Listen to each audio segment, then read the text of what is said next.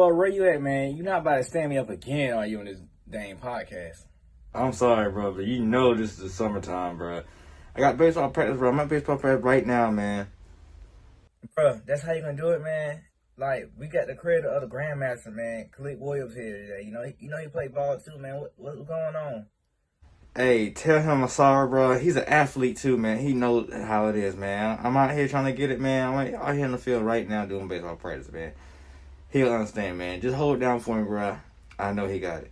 Bro, whatever, man. Like, I got it. Like always, man. I got it. I already know what's up, man. Hey y'all, welcome back to the hood. Welcome back to be chilling on the green box with Specs Thompson and the View. And once again, man, he left me. He keep telling me something about baseball practice and baseball season, so I give him credit on that. At least he not pretending to do superhero work, because you know he don't like being a superhero. But hey, it is what it is. But I got another guest today. You know, we got Khaliq with us today. Introduce yourself, man. Tell everybody who you are and what you do.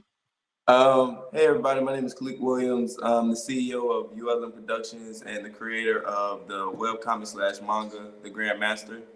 I'm also a high school social studies teacher as well as professional basketball player. So I'm a little mix of all trades, as you can say. I'm a father of three, that's the most important thing. I have three boys, Caden, Cameron, and Christian. So that's where I lay my head at, where I put my pride and heart at. And that's pretty much it about me. Real simple guy. Love to create. That's how I started creating the Grandmaster, and yeah, that's pretty much it. Cool. All right, so on this show, I got a series of icebreaker questions. You know, to keep it different than the typical other shows you see out there. People just go on by their Kickstarter, their book.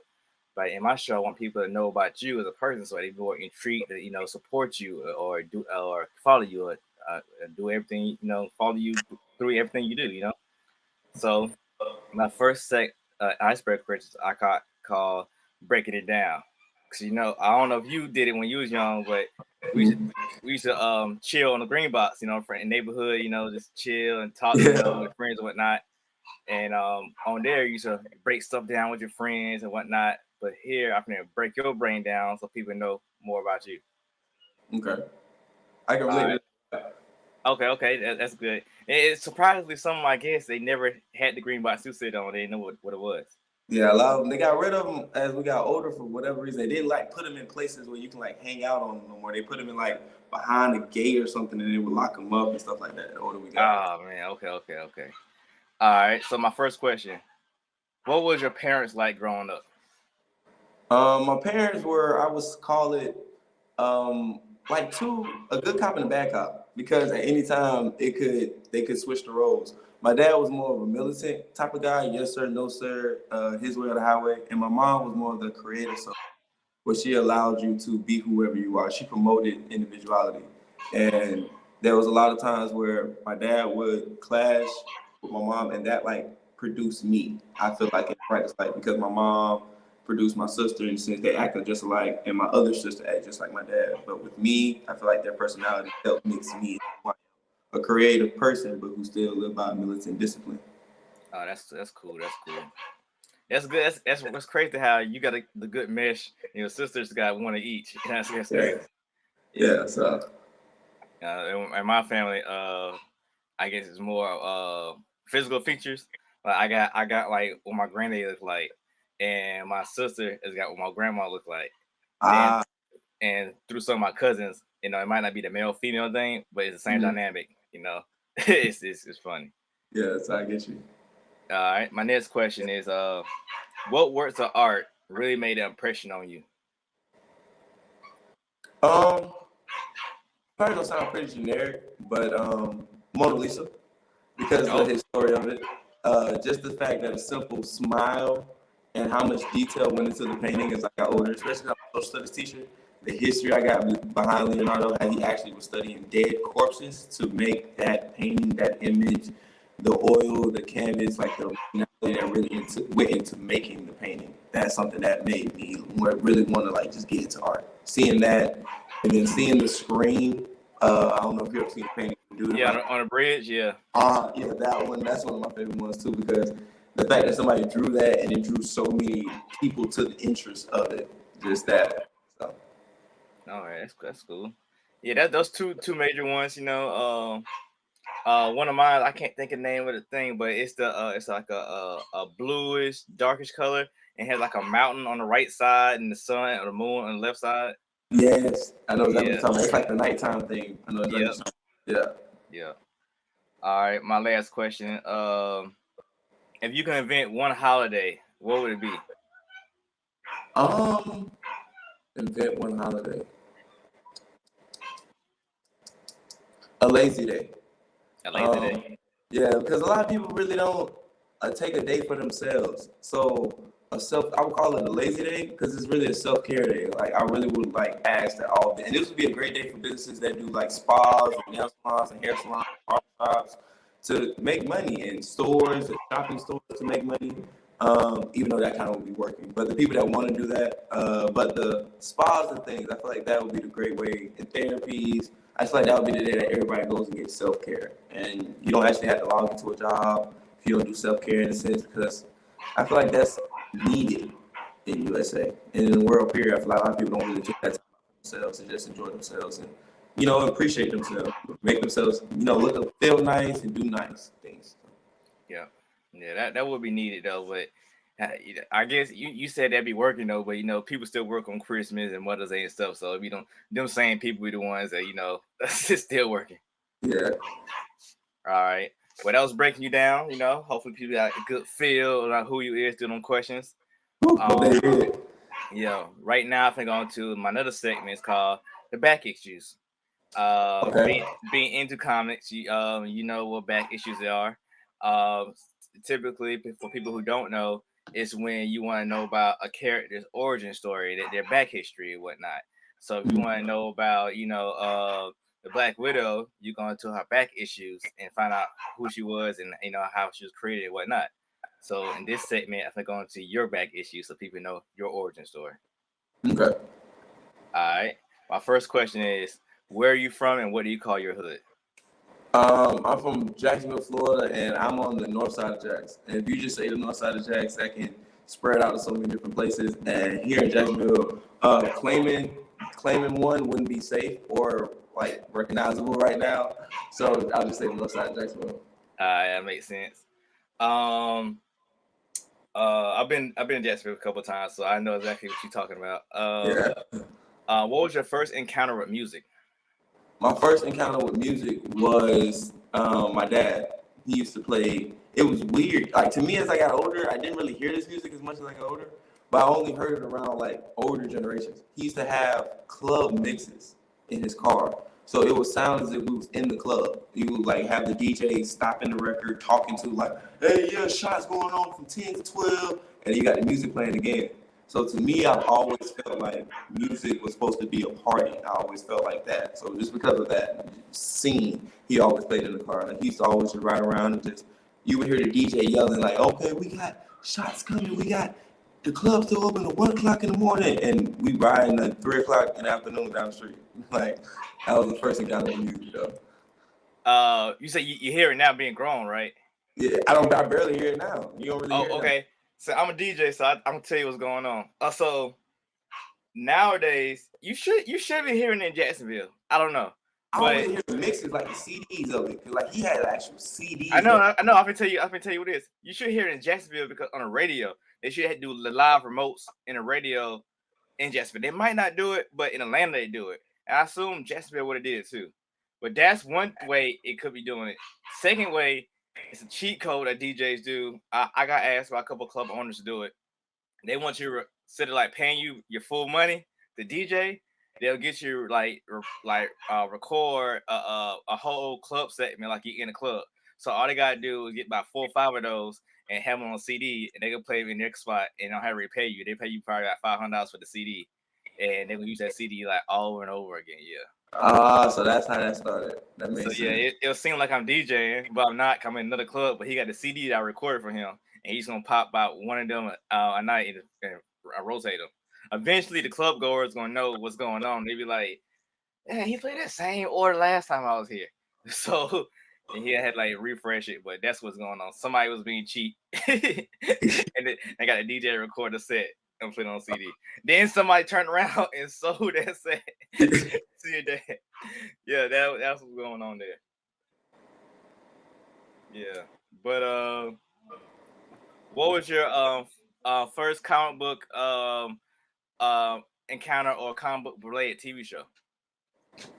Batman, the animated series. My first time watching Batman was Batman Beyond. I watched it at daycare center. It had came on CBW. That's when CBW cartoons was really banging. You had Animaniacs and all that stuff. So Batman Beyond came on, and the person I was watching this, he was in the daycare, but he wasn't technically a daycare worker. He was just like the son of the daycare owner. So had us watching cartoons, and he was like, "This is a great superhero for y'all to watch. He don't have no powers." I'm like, "Who want to watch a guy with no powers?" And so that's when he pulled out like his collection of like Batman comic books, and he was like, "Read it, and you'll find out why." And that's how I never forget that day. I was watching Batman Beyond. He pulled out his whole collection, and ever since then, I'm just been a Batman enthusiast. Oh, okay. So it's been stuck. So all right. So since you're a Batman enthusiast, who's your favorite Robin? Tim Drake. That's mine. All right. He's original, and then plus, if not him, if I don't want to be the original guy, I'll say Damian Wayne because he embodies. Even though him and Bruce got into it at first because of their obvious backstory issue, his skill level alone makes him right here next to Tim Drake. So, yeah. So Nightwing will do it for you? I love Nightwing because he went and got his individuality. I just don't like how they didn't keep him in the sense of no powers. If I'm not sure if you really like got that deep into it. Hopefully, I'm pretty sure you have. You really like comic book guy. Where you get into the part where he goes into Super Nightwing and he get his spiritual powers. No, see, I ain't got that far Nightwing yet. Yeah, so that's where it like starts to bother with me because then they start to take him like away from the Batman force, just like being like a great fighter, a great skill user, gadget user, into somebody who has spiritual powers. Okay. Hey, I mean, hey, it was destined though, because his name came from the Kryptonian, so it was coming soon. And you see it coming. You can see it coming. Yeah. My last question for the segment: when did you find out that you were a blurred? Oh, I found out I was a blurred when I went to a Comic-Con in the middle of my college. I was in college. Oh my gosh, I never forget this. I'm sorry, I'm saying nothing about this. But I was in college, and like I said, I played basketball at Shaw University, and we had played at another D2 HBCU called Livingstone College in Salisbury, North Carolina. But at the hotel we were staying at, across the street, I guess was the Comic-Con going on, a comic convention. I didn't even know. So we're riding back from like a shoot around that morning. We didn't have to play till like 6 o'clock at night. So they said, y'all just stay off your feet, stay rested. We'll leave the hotel at 3. We got back at like 11. So as we get back to the hotel, I see it's like Batman. I see Naruto, Sasuke, Sakura walking down the street. And I'm like, what's going on? And I'm looking and I just see like a crowd of people just walking. I said, oh, y'all already know where I'm going as soon as I get off the bus. And when I went, and I was so excited, like I'm taking pictures with everybody. I'm the only person at the convention. Like none of my teammates came with me. I'm at the convention. I'm knowing everybody. I'm taking pictures with random people. I'm smiling, taking selfies. That's when I knew I was a blurred. Like that's when I knew. When I legit got them done from shoot around and went straight to a convention, and then went and played in the college basketball game. So that's dope. That's dope memory. All right. Well, that was a little your origin story, a little your back issues. People that got a little deep dive into that. And it was a good little random spot. Touch and go right there. Now I'm finna go into your hotkeys. Hotkeys have 2 terms. First it could be a DJ playing a part of the song during a special time in the club. You want that one part to drop right there, get everybody turned up. Or it could be a song you want to play at a certain time. It may be 1 o'clock. You want to play this one song right at 1 o'clock. You drop it or press the button on the turntables. Or it could be a special issue in comics. Could be the first appearance of this. Could be the first time this writer got on a series or something like that. That would be a hotkey. Well, in this show, the hotkeys are certain titles that you want people to know about you in general, and you want to put out there. So we're gonna go on your hotkeys so people know more about you that way. Okay. All right. So, you gave me a little bit more information than before. But how was it playing basketball in college and trying to? I don't know if you're trying to go pro or went pro, or how was that whole experience? It was eye opening because you don't really understand the business of it until you get in the positions where you start seeing and having conversations where real money is being discussed and you are really seeing like pros who really do this for a living are coming in and you're seeing them face to face. Because over the summer, when I went to Shaw University, you would see like players like TJ Warren, like John Wall, PJ Tucker, because they actually from that area come back home and play. And you see the way they play basketball. You see if we're going to 7, you see TJ Warren score all 7. And he really is 6'8" guy, and you really can't guard him. So just that aspect, it was just eye-opening. And then going to the pro level, seeing that there's more people out there that do the same thing you do, that you're not just this one guy who spent 10,000 hours on shooting the ball because there was somebody else across the way that you didn't even know about that was doing the same thing. And everybody's skill level, the way they play, the means of getting into the pro levels and getting to the pro ranks, it was just eye-opening. That'd probably be the best word for me. Cool. All right. So, what made you start doing comics? It was during the COVID time, and Queen's Gambit came out. And at the time Queen's Gambit came out, I was already an avid chess user, like chess player. But it was like kind of dormant. And when Queen's Gambit came out, it woke it back up. So then at the same time, me and my friend was like steady arguing, going back and forth about anime. And so to me, he was like, man, if you don't have, and I was telling him I don't have time to watch it. I was working out. He's like, you don't have time to watch it, just read it. I said, read it? And that's when I found out about manga. That's when I thought it was just only comic books, superheroes. Like that was the only way you could read comics.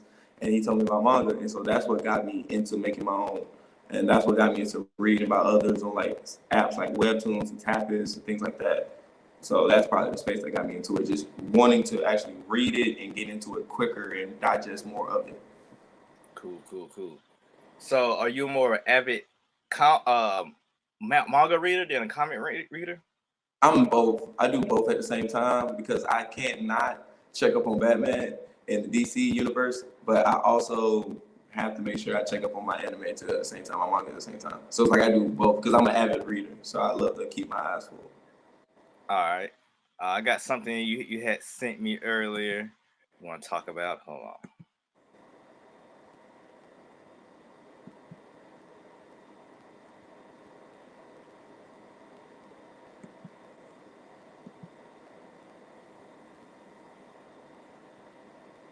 So what is the Grandmaster?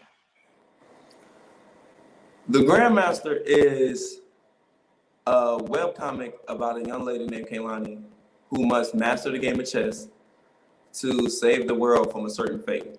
I don't want to give away too many details, but that's what that is. And to me, that's my baby. That's a creation that came from my heart. It's something that I've spent a lot of time thinking on, writing on, communicating with other people, collaborating with, getting reviews, getting critiques, and make sure artwork looks great. Just that one image alone just took almost a day to make because I wanted an exact image or the exact perception of how I want the town to look. So, and down to her dress, down to the imagery, down to the words, it was something that came from my heart and something that I wanted to give back to the culture. I wanted this to be a symbol of coming together between the Afro-American and the blurred community with manga because, as you state, it's usually a distinction. It's usually you either a comic book reader or you're a manga reader. And I wanted people to understand that because a lot of comic books show our Afro-American culture, whereas mangas really don't. We're just the dark-skinned guy or the darker-skinned white person, Caucasian person, excuse my language. Whereas in comic books, you actually have the Afro-Americans. We have Static Shock. We actually have that representation. And I feel like we have it over here in manga. So I wanted to bring it over. I wanted to bring over the culture, the language. So I just wanted this to be a come together moment. Okay. Are you the artist as well? No, I'm not the artist. I outsource for the art, but I am the writer. Okay.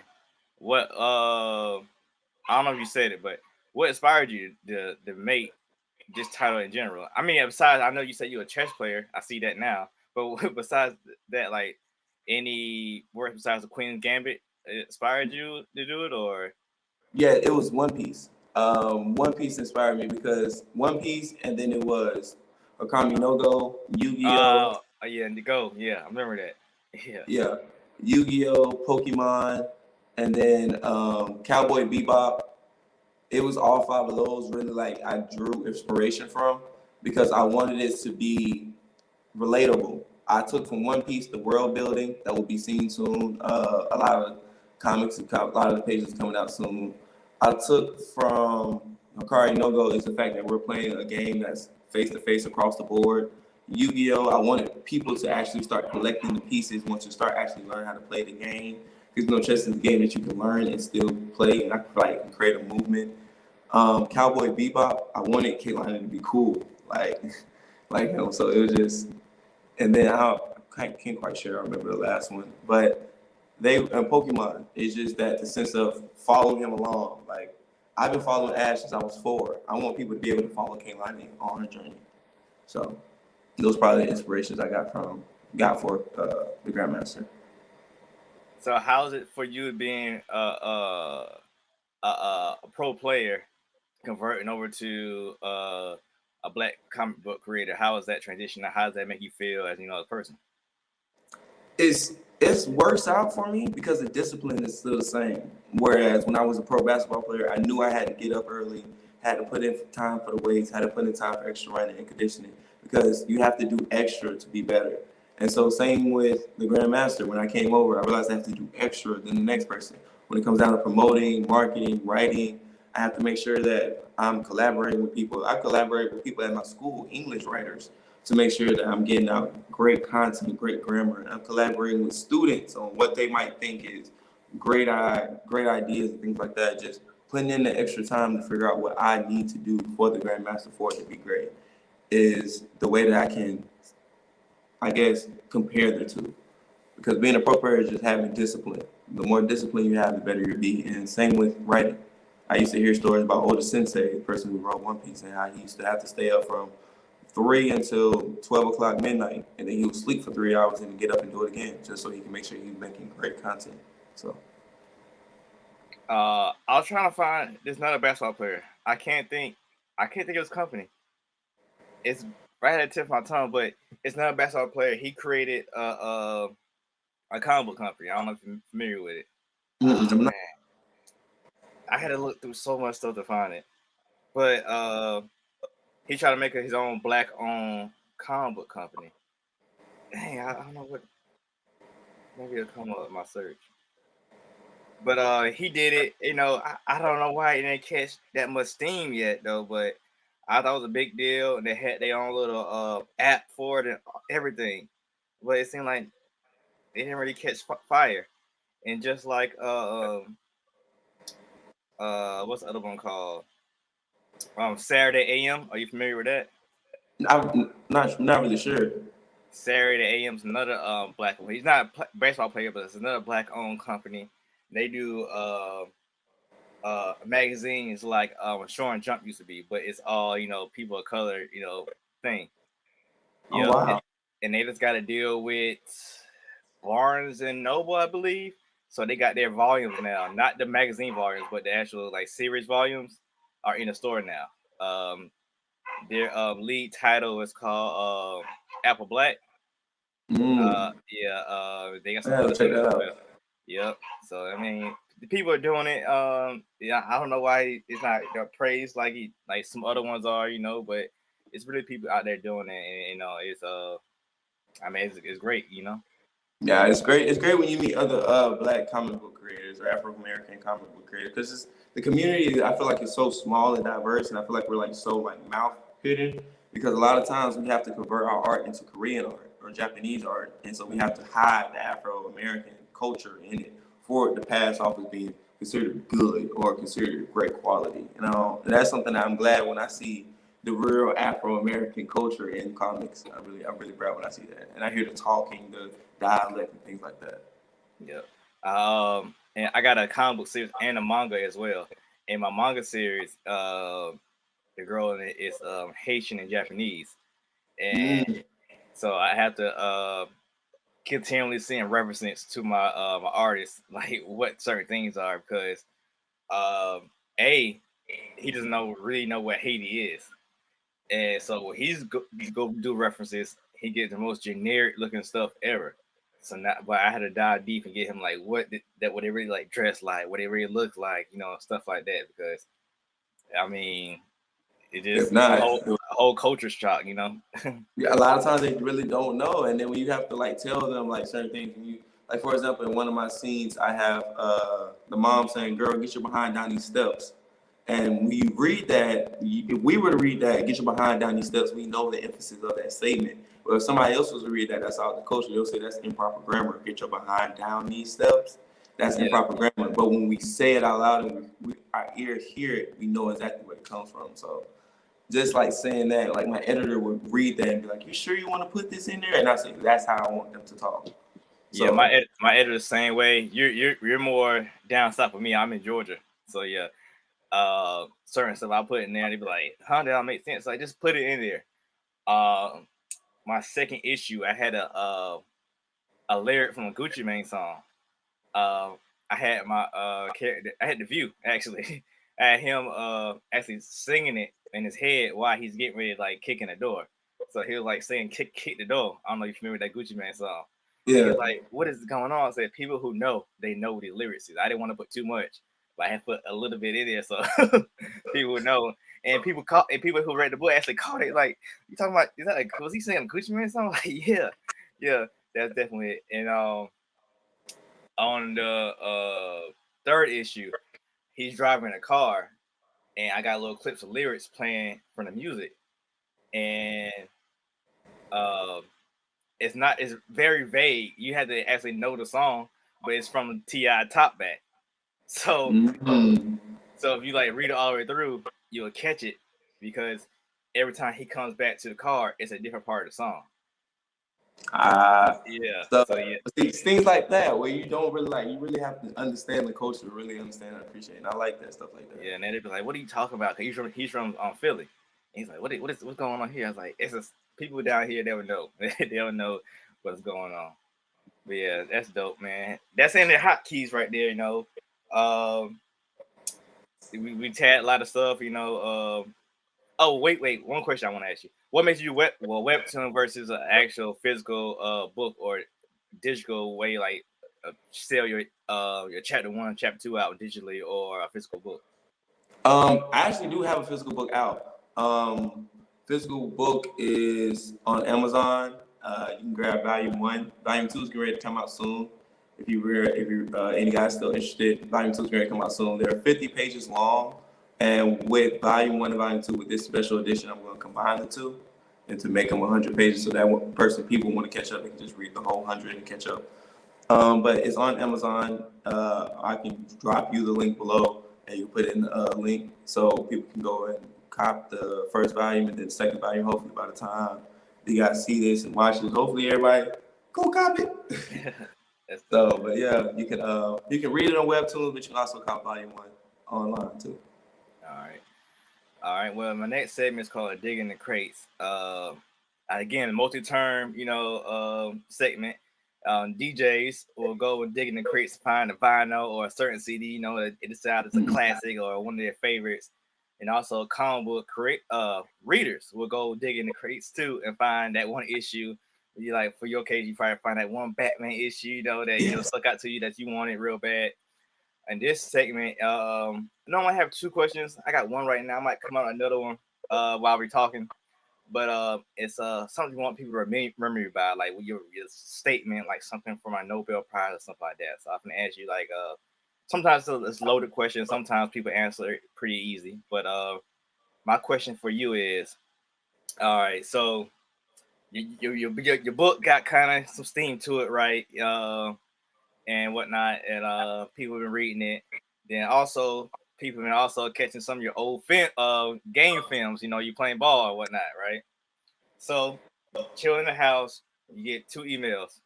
One is from the Heat. They're saying, "Hey, come play with us." right? You got X amount of $1 million for you to play. At the same time, WEBTOONS, not in WEBTOONS. Let's give you Netflix. They got a deal. Hey, we got a deal. You gotta take all your stuff off WEBTOONS, and we finna produce your anime for your story. And we'll give you X amount of $1 million. Which one are you choosing? Netflix. Netflix. And yeah, it's mainly because basketball to me, I can't really deal with the logistics of it anymore. As I got older, I realized the logistics don't fit me no more. For example, because like I said, I have 3 boys. So being away from the home and being away from them for that long, I couldn't really do it. And even though they don't stay with me, still just not being able to see them on the time visitation that we have with them set up still would hurt me. So probably not the basketball route, but Netflix mainly majority because I'm an art guy. And even when I was young, while I was playing basketball, I've always used to be an art guy. I've always used to like writing, drawing, listening to music. I've always loved that part of me. So to have my art on the big screen on Netflix, and I'm getting paid to do it, nah, yeah, you couldn't beat that. Okay. Being an anime guy and an art guy, and you talking about taking stuff off of off of WEBTOONS and offline for Netflix. Did you enjoy Cannon Busters? No.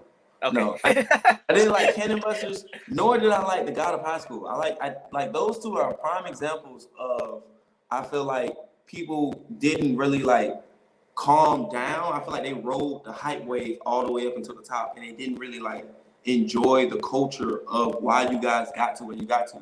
Like God of High School, like if people go read that webtoon, they will consider it peak anime. But because in the webtoon, you got the backstories, you got the learning about everything, you got the talking, communication. When it hit the big screen, fight. Same thing. So it was just bad. I just feel like they rushed it, and they didn't really stick to their true webtoon essence. So. All right, cool. Well, hey, that's all I got, man. That's in the show. We did about 30 minutes, man. It's a good take. Hopefully, people know more about you and interested in your manga and other stuff you do in the future. Get people where they can follow you wherever they want to keep follow you on the journey, and you already told them where to purchase your book, and where else can they find any more of your artwork and stuff like that? You guys can follow me on Instagram at ULM Productions. That's the main business page. That's where I post everything at for the business for Grandmaster. Also, I have a podcast as well. It's a podcast about Nada. Nothing is still something. So if you guys like to listen to me there, you can listen to me on Anchor. You guys can follow me, like I already stated, on Instagram. Well, you can follow the webtoon. Again, it's the Grandmaster. Follow it there. YouTube is going to be coming soon. We're going to be dropping mini animation soon. So you guys can follow me on YouTube again at ULM Productions. So just keep up with ULM Productions. It's going to be popping up very soon. Cool. All right, man. Thanks for coming on, man. And I appreciate you. And I will be checking you out, man. Your webtoon and whatnot. And all right, man. Go. Appreciate you. Stay locked in, boss. Yo, man, the view had baseball obligations again, man. So he didn't show up to the episode. But shout out to our guest, man, Khaliq Williams, man. He did a great job, you know. Check out his webtoon. The Grandmaster's out now. I think he just dropped a new episode, so check him out. If you want to read any of his books, even though he can't show up for an episode, check him out at legacyview.com and follow him at legacyview on all social media. And if you want to be on our show or be a sponsor, inbox us at Chill on the Green Box. And you want to follow myself in my journey, it's SPECKS 706. And